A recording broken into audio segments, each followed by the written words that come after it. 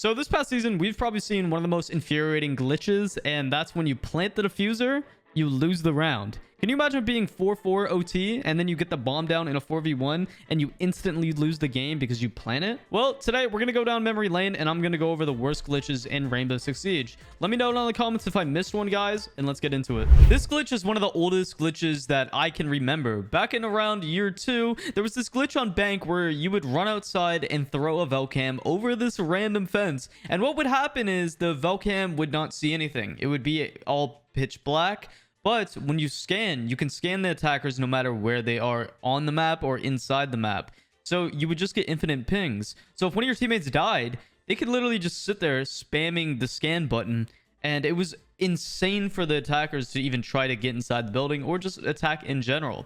And the thing that was hard about this as well is the map used to be night mode as well. So can you imagine trying to attack in a dark ass map when you're just getting red pinged everywhere, and you would basically not be able to shoot these Velcams? So it was just a game-breaking glitch, and this is way before the map banning was in the game. Like, if you got banked, you literally had to play it. You couldn't dodge, you couldn't do anything. You were stuck in that lobby. Name something more infamous than shield glitches and Rainbow Six Siege. You literally can't. There was this one particular shield glitch where you would basically throw your drone and put down your shield as Montang, and it was basically client-sided. So if you're playing Montang and you're ADSing, it would just be normal. You would be ADSing and whatnot. But say you're one of the defenders and you're trying to kill Montang. Basically, he's invincible. You wouldn't be able to knife him. You wouldn't be able to shoot him. Like, Montang is invincible. On Maestro or the defender's screen, what they're going to see is basically just a Montang shielded up. Now, like I said, that isn't the only shield glitch that's in the game. Imagine being able to shoot through Clash of Shield. Yeah, this was a thing. I don't know how these game-breaking bugs even get into the game without anybody noticing over at Ubisoft, because it's so easy to do these glitches. For example, you would literally place barbed wire and then pick it up, and it would be client-sided once again, just like the Montang glitch. So on the attacker side, they would see just a shield, but on the defender side, you would have your gun out and you would just be able to shoot them. So I don't know how they don't test these things, to be honest, man. And like, Clash was able to run like with the shield and shooting through it. But wait, guys, there's more. There used to be a blitz shield glitch where you'd basically get the most accurate hip fire, and all you would have to do was place a breaching charge on a window, rappel up, rappel down, and then like pick it up, something like that. And then you would just have aimbot on your shield. It was the most weird glitch I've seen in Siege, but once again, shields in Siege does not go well. Now, we all know about Jaeger head shield glitch, but there was a time where you were able to do it on literally any defender who had a shield.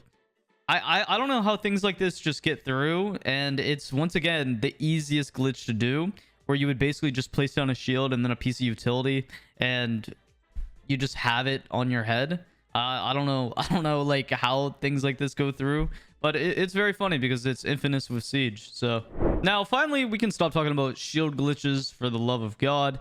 There was this invisible IQ glitch, and once again, guess how you would do it, guys? You would place down a piece of utility, pick it up and place it down, and somehow you would become invisible. I don't know how this constantly just creates glitches of just picking up a utility after placing it down and then like placing it again. But for some reason, this is something that just breaks the game altogether. But wait, guys, there's more. Another invisible glitch. Basically, any operator that you would have that has an elite skin, you would basically pick them and you basically would just be invisible. It was a very insanely annoying glitch, and the only weird thing about this is you wouldn't be able to do it with glass because it would literally crash the game. What do you think would be the scariest 3-speed?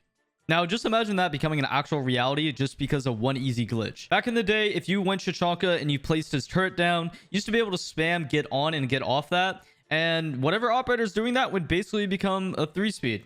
I don't know why or how this even became a thing, but I was literally getting swung by Maestro ACOG like he was Ash. It blew my mind how stupid that was. Now, imagine having infinite health.